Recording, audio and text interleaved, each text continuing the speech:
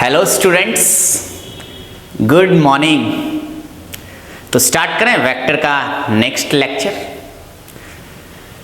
याद कीजिए पिछले लेक्चर में हम लोग component oblique resolution of vector पढ़ाए थे और बताए थे कि एक चीज और एडिशन से पहले समझना है आपको, तब एडिशन ऑफ वेक्टर आप अच्छे से समझेंगे।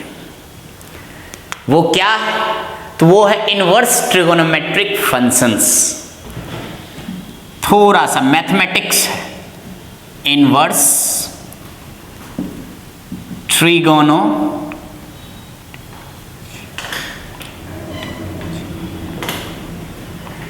Trigonometric functions. आप लोग ये चीज मैथमेटिक्स में 12th स्टैंडर्ड में पढ़ेंगे, लेकिन फिजिक्स में हल्का सा, बस थोड़ा सा जरूरत है। जैसे ट्रिगोनोमेट्रिक फंक्शन क्या होता है? साइन थीटा, कॉस थीटा, टान थीटा, ये सब क्या है? ट्रिगोनोमेट्रिक फंक्शन है। यहां हम लिखे हैं इनवर्स ट्रिगोनोमेट्रिक फंक्शन। सिंपल सा चीज है। जैसे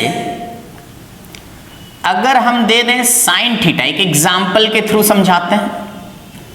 अगर हम दे दें sine theta is equal to 1, तो ऐसे समझना है।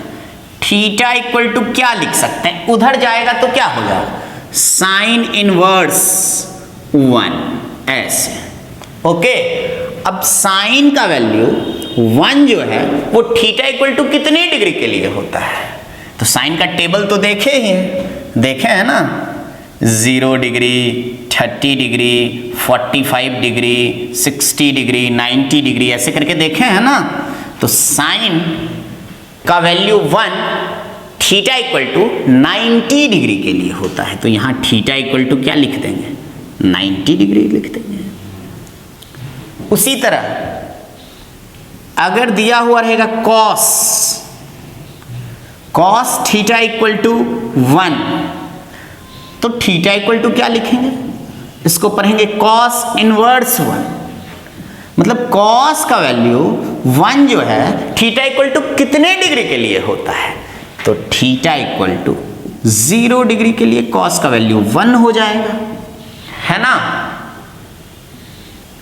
उसी तरह अगर नेक्स्ट एग्जांपल में अगर रहेगा sine theta is equal to 1/2, तो इसको क्या लिख सकते हैं? Theta equal to sine inverse half. अब साइन का value half theta equal to कितने डिग्री के लिए होता है?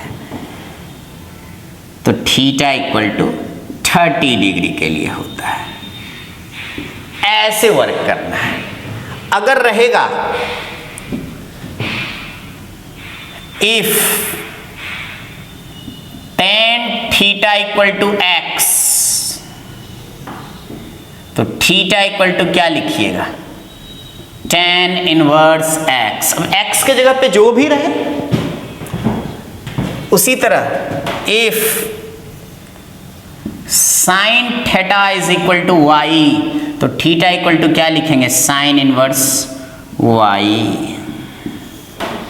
या अगर रहेगा sine theta is equal to 3/5, तो क्या लिखेंगे? Theta equal to sine inverse 3/5। अब साइन का वैल्यू 3/5 थीटा इक्वल टू कितने डिग्री के लिए होता है?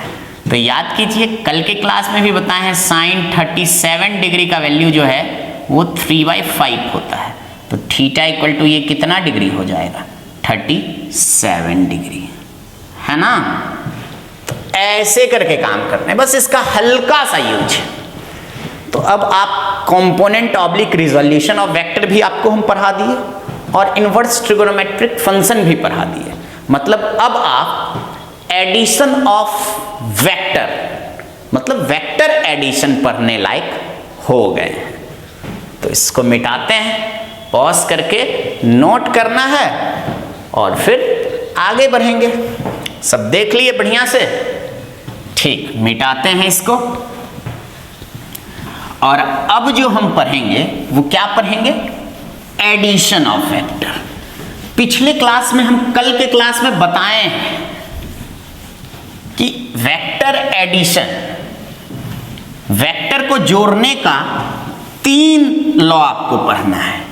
एक triangle law of vector addition, दूसरा क्या था, parallelogram law of vector addition, और तीसरा जो था वो था polygon law of vector addition. तो सबसे पहला लॉ पढ़ेंगे हम लोग, क्या है, triangle law of vector addition. तो आइए देखें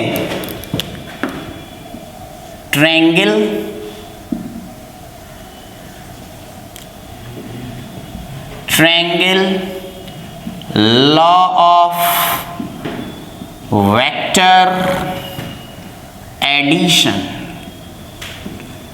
क्या है triangle law of vector addition, आइए देखते हैं ध्यान से। तो सुनिए, इधर कितने वेक्टर को ऐड करने के लिए है triangle law of vector addition, for adding 2 vector, for adding 2 vector, 2 vectors, okay. अब ऐड करने के लिए तो कम से कम 2 चाहिए ना।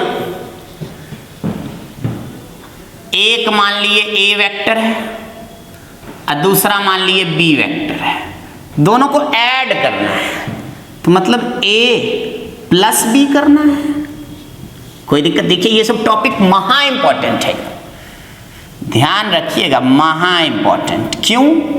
क्योंकि पूरे फिजिक्स में जितने भी क्वांटिटीज वेक्टर होंगे, सारे क्वांटिटीज को इसी रूल के अकॉर्डिंग ऐड करना होगा। ये ऐसा ही है जैसे मैथमेटिक्स के किसी भी क्वेश्चन में एडिशन सब्ट्रैक्शन आना आम बात है, ठीक उसी तरह ये वेक्टर का एडिशन और सब्ट्रैक्शन है, ये सब पढ़ाएंगे अभी हम। तो a प्लस बी, इस दोनों वेक्टर को ऐड करेंगे। अब 2 पेन प्लस 3 पेन, तो क्या होगा, 5 पेन, मतलब पेन में पेन ऐड किए तो पेन होगा। स्पीड में स्पीड ऐड करेंगे तो स्पीड ही आएगा ऐड करके जो आएगा, है कि नहीं। 10% है, अब फिर 5%, 10% में 10% में 5% को ऐड किए तो 15 क्या आएगा, पर्सन आएगा। ठीक उसी तरह ये वेक्टर में वेक्टर ऐड करेंगे तो ऐड करके जो आता है वो भी एक तरह का वेक्टर ही आता है।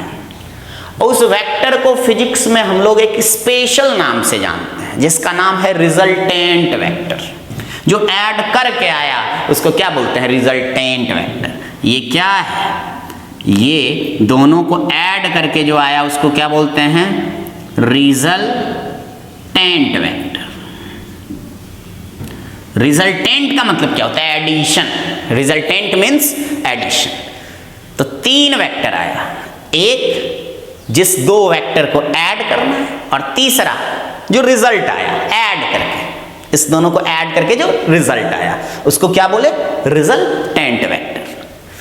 तो सबसे पहले तो ये समझना पड़ेगा, देखिए नाम है ट्रायंगल। ट्रायंगल मतलब 3 साइड वाला ट्रायंगल, देखे हैं कि नहीं देखे, देखें। यहां भी कितना है, 3 वेक्टर है, एक जिस 2 वेक्टर को ऐड करना है, और तीसरा 2 हो गया जिस 2 वेक्टर को ऐड करना है, और तीसरा जो ऐड करके आएगा रिजल्ट, वो तीसरा वेक्टर। अच्छा ये वेक्टर है तो बताओ इसका मैग्नीट्यूड भी होगा, डायरेक्शन भी होगा। ये भी बी वेक्टर है तो इसका भी मैग्नीट्यूड भी होगा, डायरेक्शन भी होगा। इस दोनों को ऐड किए हैं तो जो आया, वेक्टर में वेक्टर ऐड किए तो वेक्टर आएगा, तो इस वेक्टर का भी मैग्नीट्यूड भी होगा और डायरेक्शन भी होगा, है ना। इतना क्लियर है। तो अब हम बताते हैं कि क्या है triangle law of vector addition. Triangle में 3 साइड होगा, सब लोग जानते हैं। मान लेते हैं ये ट्रायंगल का पहला साइड है, पहला साइड है। क्या ये वेक्टर है क्या, बोलो ना, ये वेक्टर हो गया क्या, नहीं। ये तो बस सर आपने टेल दिखाया, हेड कहाँ है। तो देखिए ये अब ऐसे लगा दिए तो ये क्या हो गया, पहला वेक्टर हो गया। मतलब ट्रायंगल के पहले साइड को वेक्टर बना दिए। ये ट्रायंगल का दूसरा साइड है, क्या ये वेक्टर हो गया? नहीं नहीं सर, ये वेक्टर थोड़ी है, इसमें एरो लगाना पड़ेगा, है ना। ये दोनों वेक्टर कैसे ऑर्डर में है? देखो सेम ऑर्डर में है। मान लेते हैं इस दोनों वेक्टर को हम लोग को क्या करना है? ऐड करना है। हम लोग सीख रहे हैं वेक्टर एडिशन।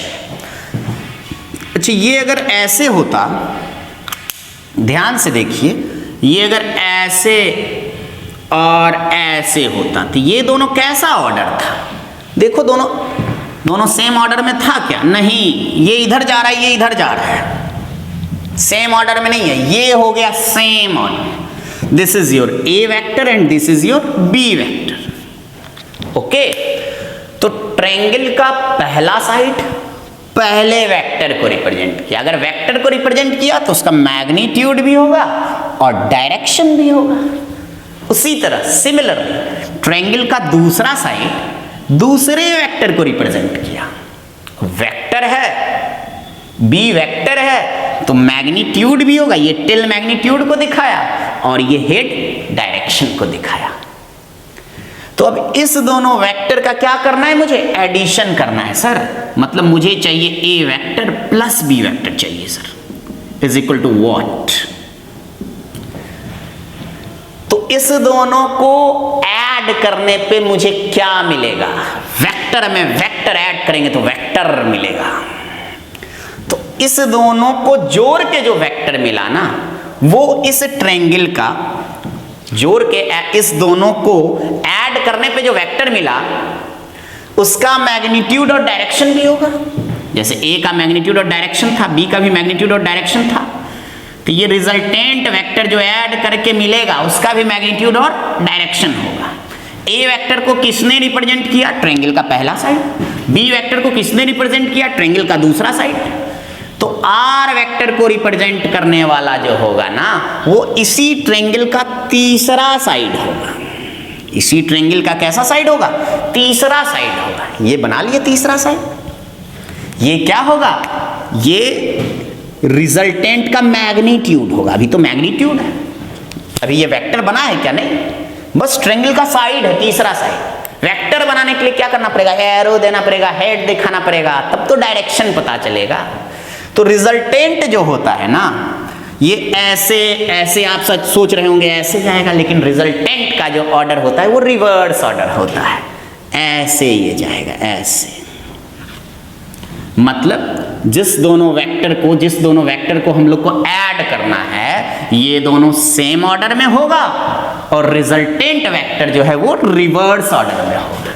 ये अब हो गया resultant vector is equal to A vector plus B vector. ऐसा हम नहीं बोल रहे हैं। आप बोलेंगे सर ऐसे कैसे? ऐसा हम नहीं बोल रहे हैं, ऐसा triangle law of vector addition बोल रहा है। इतना समझ में आया? अब जैसे ये अगर ट्रायंगल का पहला साइड है, ये ट्रायंगल का दूसरा साइड है, इस दोनों का रिजल्टेंट इसी ट्रायंगल का तीसरा साइड होगा। लेकिन कैसे ऑर्डर में? ये दूसरा साइड, तो रिजल्टेंट जो है तीसरा साइड होगा कैसे ऑर्डर में? रिवर्स ऑर्डर में। ये अगर P वेक्टर है, ये अगर Q वेक्टर है, तो ये resultant vector is equal to क्या हो जाएगा? P vector plus Q vector, है ना? बोलिए। ये अगर पहला साइड है, ये अगर दूसरा साइड है, तो रिजल्टेंट वेक्टर इसी ट्रायंगल का तीसरा साइड होगा, लेकिन कैसे ऑर्डर में? रिवर्स ऑर्डर में। ओके, ये अगर C वेक्टर है, ये D वेक्टर है, ये रिजल्टेंट वेक्टर होगा। तो ऐसा triangle law of vector addition कहता है। इतना समझ में आया? इसी चीज को हम शुद्ध अंग्रेजी में अभी स्टेटमेंट लिखेंगे। इसको मिटाते हैं, फिर स्टेटमेंट लिखते हैं। ठीक, देखिए स्टेटमेंट क्या कहता है triangle law of vector addition का statement.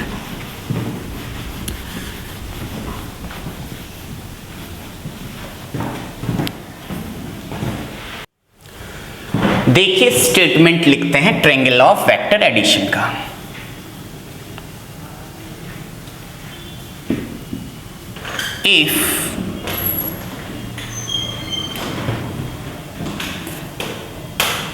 if two vectors are, पहले लिख लेते हैं फिर समझा तो दिए ही। if two vectors are represented in magnitude and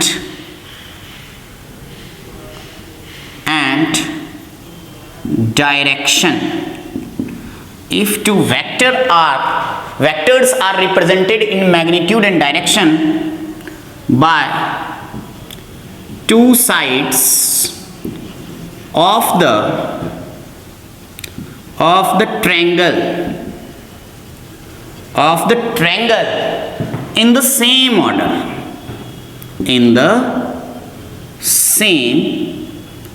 order, then resultant vector H represented in magnitude and direction by third side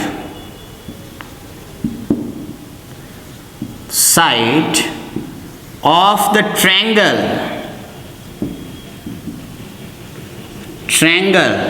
in the reverse order,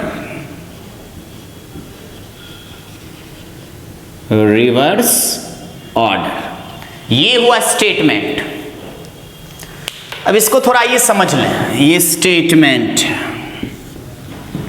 if two vectors, ये A vector और ये बी वेक्टर है, तो उसमें magnitude भी होंगे और direction भी होंगे। दो वेक्टर को यहां रिप्रेजेंट कौन कर रहा है? तो ट्रायंगल का दो साइड रिप्रेजेंट कर रहा है। किसको? दो वेक्टर को। तो वेक्टर है तो वाजिब सी बात है मैग्नीट्यूड भी होगा और डायरेक्शन भी होगा। कैसे ऑर्डर में? जूम, सेम ऑर्डर में। ओके, बोलो ना, सेम ऑर्डर में। तब इस दोनों को ऐड करके जो वेक्टर आएगा उसका नाम क्या, उसको मैं क्या नाम दूं?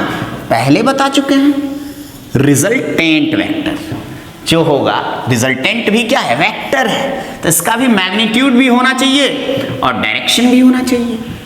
तो रिजल्टेंट वेक्टर का जो मैग्नीट्यूड होगा वो इस ट्रायंगल का तीसरा साइड होगा और डायरेक्शन क्या होगा? Reverse order. तो ये ऐसे गया, सेम ऑर्डर। इसका जो रिजल्टेंट होगा वो होगा रिवर्स ऑर्डर।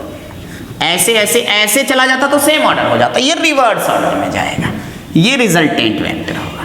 क्या लिख सकते हैं? A vector plus B vector is equal to R vector. ये एक अनोखा तरीका। जब वेक्टर स्टार्ट किए थे तो उस समय डेफिनेशन में ही बोले थे कि वैसे क्वांटिटीज जो ट्रायंगल ऑफ वेक्टर, जो वेक्टर एडिशन को फॉलो करेंगे वो वेक्टर होंगे। और वेक्टर एडिशन क्या है? जोड़ने, वेक्टर को जोड़ने का एक ऐसा अनोखा तरीका जो सिंपल जोड़ से, सिंपल एडिशन से अलग है। जो आज तक आप ऐड करते आए हैं स्केलर को, उससे अलग है वेक्टर एडिशन। तो वो क्या तरीका है? पहले रूल का नाम क्या था? तो triangle of vector addition. Triangle of vector addition क्या कहता है? ट्रायंगल है, इससे दो वेक्टर को ही ऐड करते हैं। ट्रायंगल ऑफ वेक्टर एडिशन कितने वेक्टर के लिए है? For adding two vector. Triangle मतलब 3, जोड़ने के लिए मिनिमम कितना चाहिए? अब 2 स्केलर का एग्जांपल ले रहे हैं, 2 में 2 जोड़ना है, 5 न्यूटन में 5 न्यूटन जोड़ना है, कम से कम 2 तो चाहिए ना। 5 में क्या जोड़िएगा? 2 रहेगा तब तो 5 में 2 जोड़ के 7 बोलिएगा। 5 + 2 7 है कि नहीं? तो वैसे ही दो वेक्टर, एक ए दूसरा बी, और तीसरा साइड क्या है, उस दोनों को जोड़ के जो आएगा वो तीसरा साइड। तो ये तो समझ गया सर अभी तक में कि इस दोनों को ऐड करके ए और बी को ऐड करके आर आया। सर जो ऐड करके आया वो वेक्टर आया, हाँ आया। तो सर इसका मैग्नीट्यूड भी होगा, हाँ होगा। इसका डायरेक्शन भी होगा, हाँ होगा।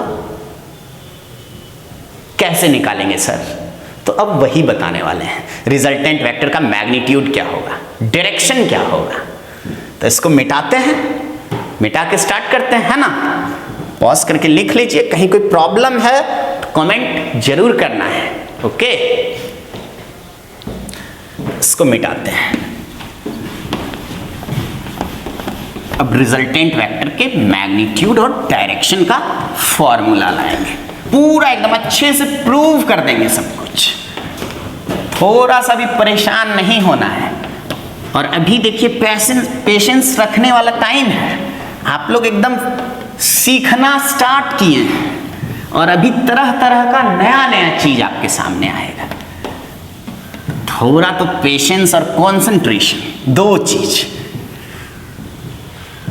तब जाके 100% रिजल्ट होगा, 100% समझ में आएगा। देखिए अब हम रिजल्टेंट वेक्टर है, इसका क्या निकालने वाले हैं, मैग्नीट्यूड का फॉर्मूला निकालने वाले हैं।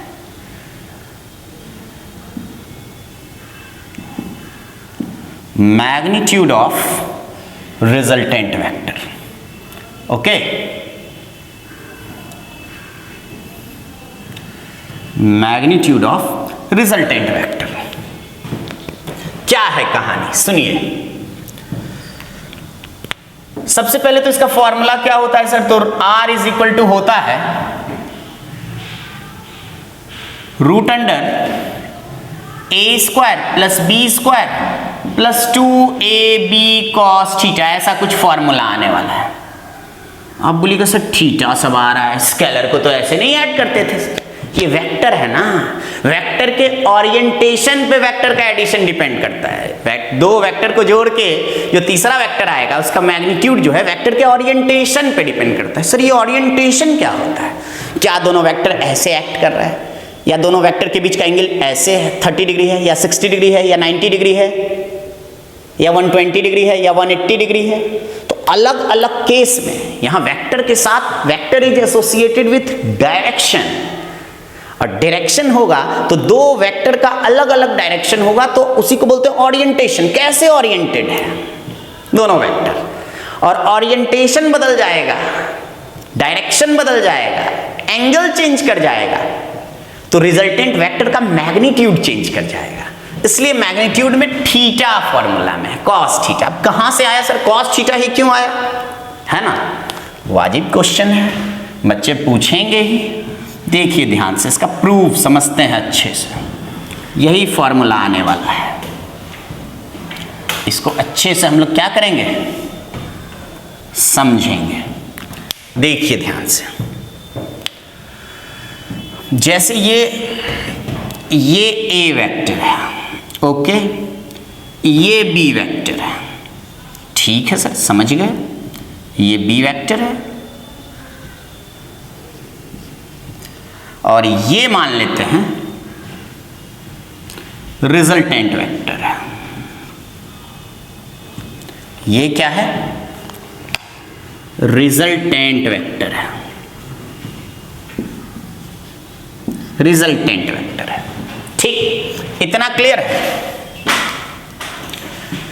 अब देखो इसको ऐसे कर देते हैं। अच्छा बी ए वेक्टर बताओ, ए वेक्टर तो पूरा पूरा एक्स एक्सिस की तरफ है, बी वेक्टर कैसे है, ऐसे है, ठीक। बी वेक्टर को अगर चाहेंगे रिजॉल्व करना, बी वेक्टर ना तो पूरा पूरा एक्स एक्सिस को दिया और ना ही पूरा पूरा वाई एक्सिस को दिया, बीच में ही है, तो बी का कुछ ना कुछ एक्स कंपोनेंट भी होगा और बी का कुछ ना कुछ वाई कंपोनेंट भी होगा। अगर ये एंगल थीटा है तो बी का एक्स कंपोनेंट क्या, बच्चा बोला सर बी कॉस थीटा, जिससे थीटा जिस एक्सिस से जुड़ा है उस कंपोनेंट को बोले थे कॉस लेना। ये क्या हो जाएगा, ये हो जाएगा बी साइन थीटा, है ना। तो इसी चीज का यहां पे यूज करेंगे, देखिएगा ध्यान से।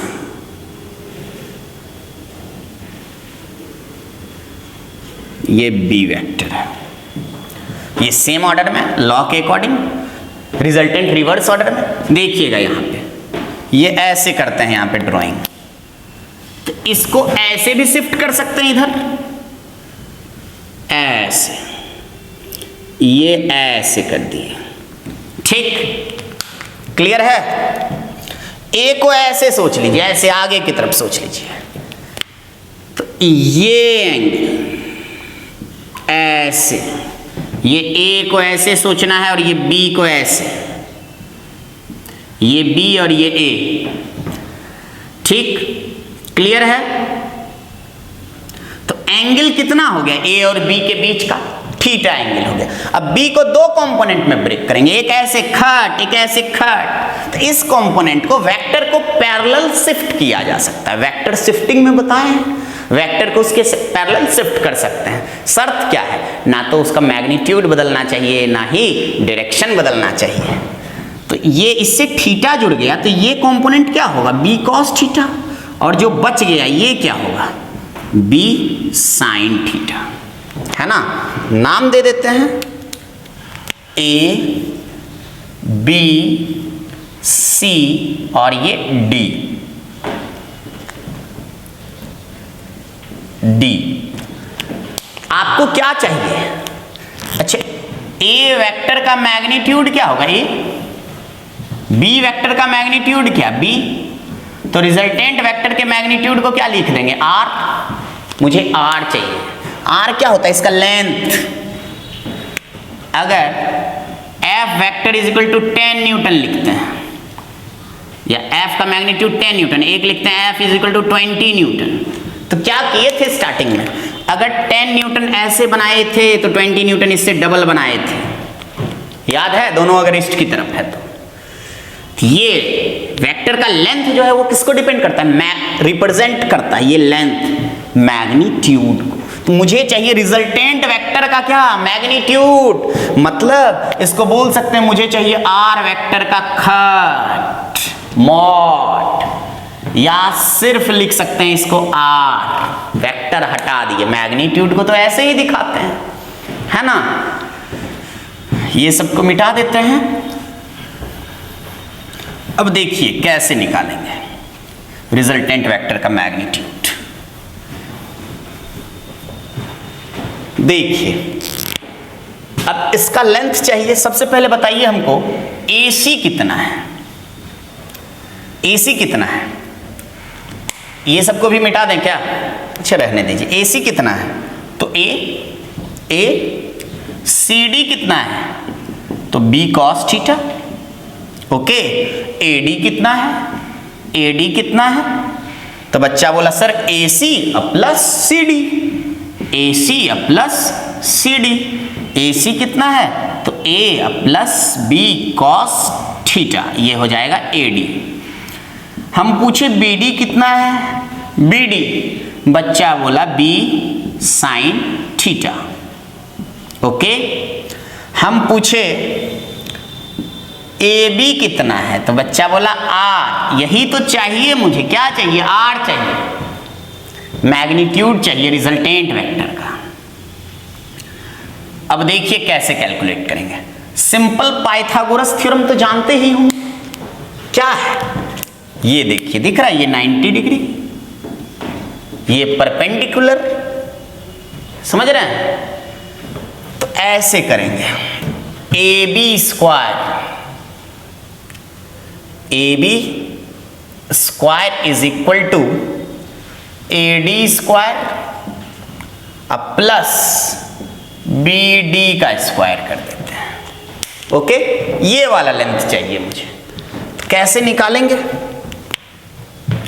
देखिए इधर ध्यान से, AB कितना है, तो R है, AD कितना है, A plus B cos theta का क्या कर देंगे, स्क्वायर, अब प्लस BD कितना है, B साइन थीटा का क्या कर देंगे, स्क्वायर कर देंगे। ओके, ये तो स्क्वायर है, स्क्वायर उधर चला जाएगा तो ये किस में हो जाएगा, ये पूरा चीज ये रूट अंडर हो जाएगा। ओके, अब देखिए इधर a प्लस बी का होल स्क्वायर है, a प्लस बी का होल स्क्वायर का फॉर्मूला क्या जानते हैं, a square plus B square plus 2ab, ये सब याद है ना बचपन वाला। लेकिन यहाँ a के जगह पे क्या है, a, या b के जगह पे क्या है, b cos थीटा है ना। तो इसको क्या लिखेंगे, resultant is equal to root under a plus B का होल स्क्वायर, तो a स्क्वायर, तो पहले a square plus b square, b के जगह पे ये पूरा है b cos थीटा, तो क्या लिखेंगे, b square cos square theta, तो ये हुआ a square plus b square plus 2a, अब b के जगह पे क्या, b cos theta, 2ab, b की जगह पे है क्या बच्चा, बच्चा बोला सर b cos थीटा है ना। देखिए बस पुट किए हैं, अब प्लस इसको क्या लिख देंगे, इसको b square sine square theta. Okay, इसको ऐसे लिख देंगे, है ना। अब देखिएगा ध्यान से, कुछ नहीं है, बस मैथमेटिक्स है, B square cos square theta, B square sine square theta है। Resultant is equal to root under A square plus B square, दोनों में, इसमें भी है और इसमें भी है, क्या कर लेंगे, कॉमन निकाल लेंगे। बी स्क्वायर कॉमन निकल गया, बच क्या गया, sign square theta plus cos square theta plus 2ab cos theta. Bio वाले स्टूडेंट्स सोच रहे होंगे कि सर हम लोग तो साइन थीटा और कॉस थीटा से बचने के लिए ही बायो लिए थे, ये फिजिक्स में तो खाली मैथमेटिक्स चल रहा है ना। तभी ये तो बस शुरुआत है, विद कहानी बाकी है। ये इसका वैल्यू क्या होता है, 1, तो रिजल्टेंट क्या हो गया, देखिए रिजल्टेंट वेक्टर का मैग्नीट्यूड जो आया वो आया root under A square plus B square plus 2ab cos theta, ये वैल्यू आया। यही लिखे थे कि रिजल्टेंट वेक्टर का मैग्नीट्यूड इतना आएगा, A square plus B square plus 2ab cos theta. इसको क्या करना है, बॉक्स में डाल लेना है, जितना हाईलाइट कर सकते हैं कर लीजिए। ये फॉर्मूला एकदम लाइफ टाइम, पूरा 11th पूरा 12th और उसके बाद भी काम आते रहेगा।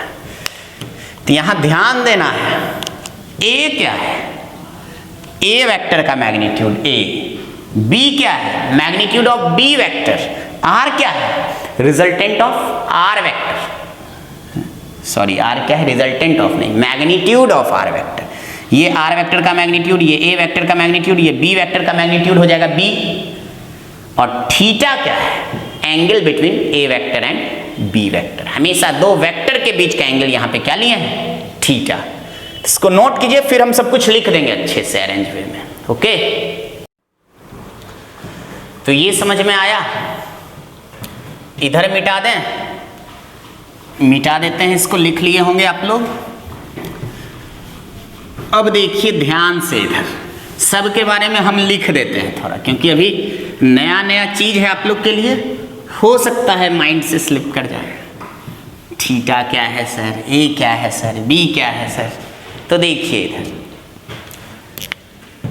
इसको भी मिटा देते हैं।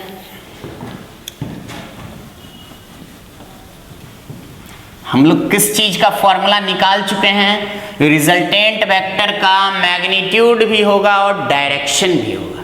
हम लोग रिजल्टेंट वेक्टर के मैग्नीट्यूड का फॉर्मूला कैलकुलेट कर चुके हैं। क्या आया, तो r इज इक्वल टू आया sir root under A square plus B square plus 2ab cos theta. ठीक है, वेर लिख देते हैं a बराबर, क्या लिखेंगे, magnitude of A vector, b क्या है, तो magnitude of B vector R क्या है, मैग्नीट्यूड ऑफ आर वेक्टर, और थीटा क्या है, तो angle between A vector and B vector. हमेशा ध्यान रखिएगा यहाँ, क्योंकि आगे एक और एंगल लेने वाले हैं डायरेक्शन निकालने में। थीटा क्या है तो एकदम ध्यान रखना है एकदम अच्छे से।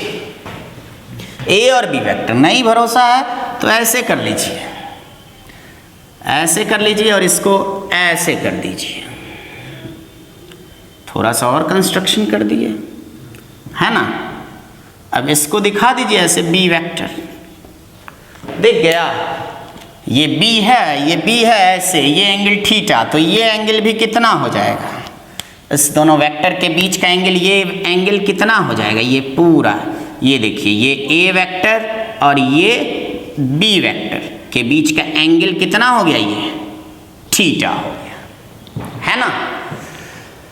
चलिए सर, रिजल्टेंट क्या है, वेक्टर, मैग्नीट्यूड भी होगा डायरेक्शन भी होगा। ये किसका फॉर्मूला निकला, ये रिजल्टेंट वेक्टर के मैग्नीट्यूड का फॉर्मूला निकला है ना सर। डायरेक्शन कैसे निकालेंगे, रिजल्टेंट वेक्टर का डायरेक्शन कैसे पता चलेगा। तो अब हम लोग direction of resultant vector calculate करते हैं। इसको मिटाते हैं, पहले इसको बस मिटा देते हैं, लिख लिए ना। अब देखिए हेडिंग डालिए, direction of resultant vector, direction of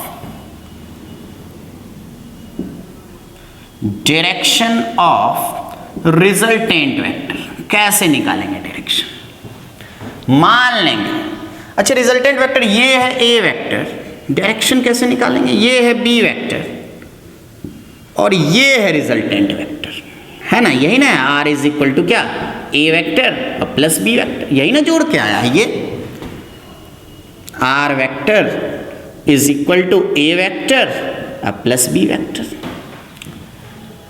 अब रिजल्टेंट वेक्टर का डायरेक्शन क्या है, ऐसे तो सिंपल डायरेक्शन बोलते हैं, ईस्ट वेस्ट नॉर्थ, किधर है डायरेक्शन अभी तो पता नहीं है, मान हो सकता है इस बीच में भी हो सकता है यहां भी हो सकता है यहां भी हो। ये कौन है, ये वाला वेक्टर कौन वेक्टर है, ये वाला वेक्टर देखो कौन वेक्टर है, ए वेक्टर। मतलब ए वेक्टर से रिजल्टेंट वेक्टर का अगर एंगल पता चल जाए तो डायरेक्शन पता चल जाए। अगर एंगल मान लेते हैं 20 डिग्री होगा तो यहां से गुजरेगा, 30 डिग्री होगा यहां से गुजरेगा, 60 डिग्री होगा यहां से गुजरेगा, 90 डिग्री होगा यहां से गुजरेगा। मतलब ए वेक्टर से रिजल्टेंट का क्या पता चल जाए सर, एंगल पता चल जाए तो डायरेक्शन मिल जाएगा, इस डायरेक्शन में, इस डायरेक्शन में, इस डायरेक्शन में, किस डायरेक्शन में रिजल्टेंट वेक्टर निकले, ये ए वेक्टर से इसका एंगल मिल जाए। ए वेक्टर और रिजल्टेंट वेक्टर के बीच का एंगल को मान लेते हैं, लेट कर लेते हैं अल्फा। क्या लेट कर लेते हैं, alpha. Let alpha be the angle between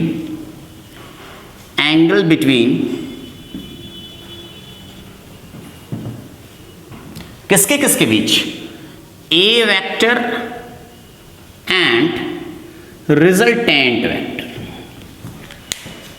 alpha जो है ए वेक्टर और रिजल्टेंट वेक्टर के बीच का एंगल है, ओके। अब इस ट्रायंगल में देखो ध्यान से, रिजल्टेंट वेक्टर ये, ए वेक्टर ये, अल्फा एंगल कौन सा, ये वाला, ये वाला एंगल क्या, अल्फा। अब याद कीजिए अगर हम tan अल्फा लेंगे, लिखेंगे tan अल्फा तो क्या हो जाएगा, देखो इस ट्रायंगल में ये क्या है, tan alpha is equal to tan theta क्या होता है, परपेंडिकुलर बाय बेस, तो ये हो जाएगा BD अपॉन क्या, AD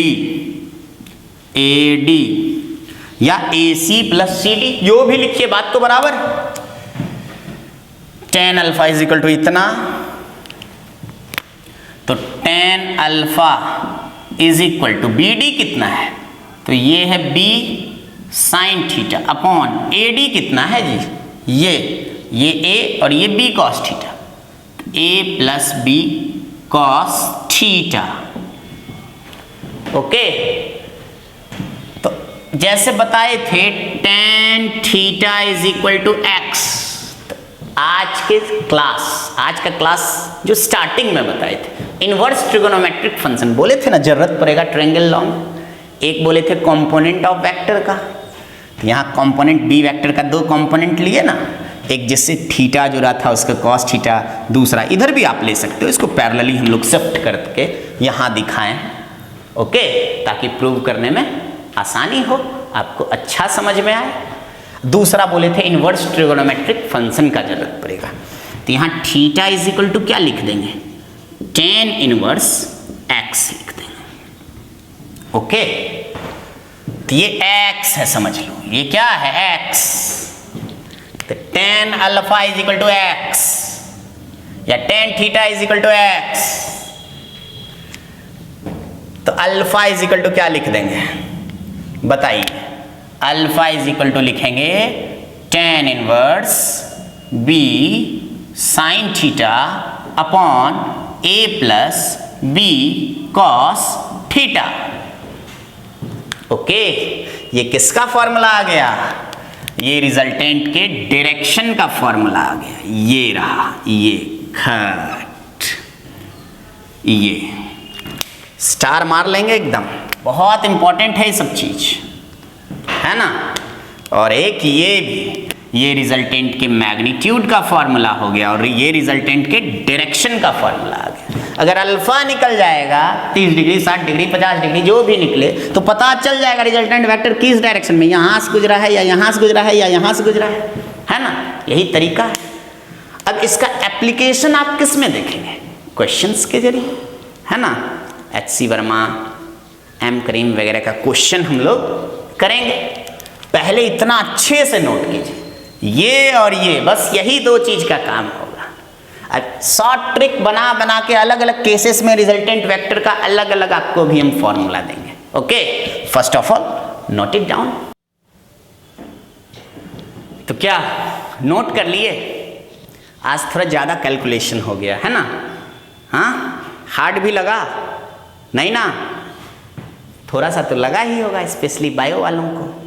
तो क्या करना है, अच्छे से एक बार खुद से एनालिसिस करना है, सर थीटा क्या है, अल्फा क्या है, स्ट्रेस ये सब बात पे डालना है। थीटा क्या है, तो ए और बी वेक्टर के बीच का एंगल, ए और बी वेक्टर के बीच का एंगल। अल्फा क्या है, तो रिजल्टेंट वेक्टर देखो और ए वेक्टर के बीच का एंगल। रिजल्टेंट वेक्टर में वेक्टर ऐड किए तो आज वेक्टर आया, ए वेक्टर में बी वेक्टर ऐड किए तो रिजल्टेंट वेक्टर आया। ये दोनों सेम ऑर्डर, ये रिवर्स ऑर्डर, ऐसे ए वेक्टर खट, बी वेक्टर खट, रिजल्टेंट वेक्टर खट, है ना। तो ये रिजल्टेंट वेक्टर के मैग्नीट्यूड का फॉर्मूला और ये डायरेक्शन का फॉर्मूला।